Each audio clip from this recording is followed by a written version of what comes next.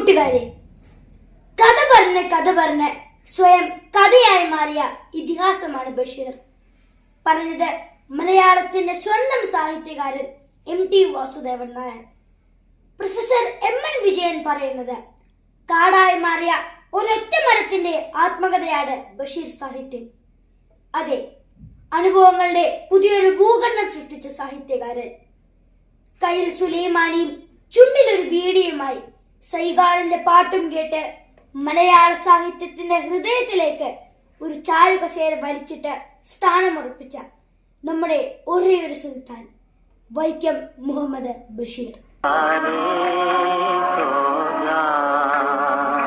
കള്ളനും യാചകനും മുച്ചീട്ട് കളിക്കാരനുമൊക്കെ ഉൾപ്പെടെ സാധാരണക്കാരുടെ കഥയാണ് ബഷീർ പറഞ്ഞിരുന്നത്. ആനയും ആടും പൂച്ചയും നല്ല സ്റ്റൈലൻ മൂർഖൻ ബാബുമൊക്കെയായിരുന്നു ബഷീറിന്റെ കഥാപാത്രങ്ങൾ. ഒപ്പം ബഷീറിന്റേത് മാത്രമായ ഭാഷയും പ്രയോഗങ്ങളുമായപ്പോൾ മലയാളത്തിൽ ഏറ്റവും കൂടുതൽ വായിക്കപ്പെട്ട ഏറ്റവും ജനകീയനായ സാഹിത്യകാരനായി ബഷീർ മാറുകയായിരുന്നു. കോട്ടയം ജില്ലയിലെ തലയോലപ്പറമ്പിലാണ് ബഷീർ ജനിച്ചത്. ഹൈസ്കൂൾ കാലഘട്ടത്തിൽ ഗാന്ധിയെ കാണുകയും പിന്നീട് സ്വാതന്ത്ര്യ സമരത്തിലേക്ക് എടുത്തു ചാടുകയും ജയിലിലാകുകയും അതിനുശേഷം നാട് വിടുകയും ഒക്കെ ചെയ്ത കാര്യം നമുക്കറിയാം.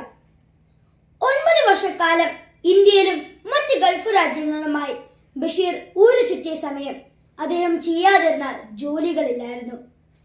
കുശിനിക്കാരൻ, ജാലവിദ്യക്കാരൻ, സന്യാസി, ജോലിക്കാരൻ, കൂലിപ്പണിക്കാരൻ, അങ്ങനെ എല്ലാ ജോലികളും ചെയ്തിരുന്നു.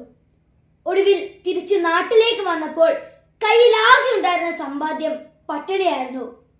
വീട്ടിലേക്ക് എത്തിയപ്പോൾ അവിടെയും പട്ടിണി. ഒരു ജോലി വേണം. കയ്യിൽ സ്വന്തമായുള്ളത് ഒരു പേന മാത്രമാണ്. കുഴിമണിയന്മാരായ ബടുക്കൂസുകൾക്ക് ചെയ്യാൻ പറ്റിയ ഒരു ജോലിയെക്കുറിച്ച് തല പുകഞ്ഞ് ആലോചിച്ചു. ഒടുവിൽ നിധി കിട്ടിയ പോലെ ഒരു ജോലി കിട്ടി. സാഹിത്യം, എഴുത്തുകാരനാകാം, വലിയ ബുദ്ധിയൊന്നും വേണ്ടല്ലോ, എനിക്കാണെങ്കിൽ ഒരുപാട് അനുഭവങ്ങളുമുണ്ട്. അങ്ങനെ എഴുതി തുടങ്ങി. ബഷീർ പറഞ്ഞ വാക്കുകളാണ് പിന്നീട് നടന്നത് ചരിത്രം. ഭൂമിയുടെ അവകാശികളും തേന്മാവുമൊക്കെ വായിച്ചൊരു തലമുറ എന്തായാലും പ്രകൃതിയും ജീവജാലങ്ങളെയും ഒക്കെ ചേർത്ത് പിടിക്കില്ലേ? ബാല്യകാല സഖി എന്നത് നമ്മുടെയും ജീവിതത്തിൽ നിന്നും ചീന്തിയെടുത്ത വക്കിൽ രക്തം പൊടിയുന്ന ഒരു ഏടു തന്നെയാണ്. പ്രിയപ്പെട്ടവളെ, ഞാൻ നിനക്കൊരു കക്കൂസ് പണി തരാമെന്ന് പറയുന്ന എൻ്റെ ഉപ്പുപ്പാക്ക് റാണിയുണ്ടായിരുന്നു എന്ന പുസ്തകത്തിലെ നിസാർ അഹമ്മദും ഒരു നവോത്ഥാന നായകനല്ലേ?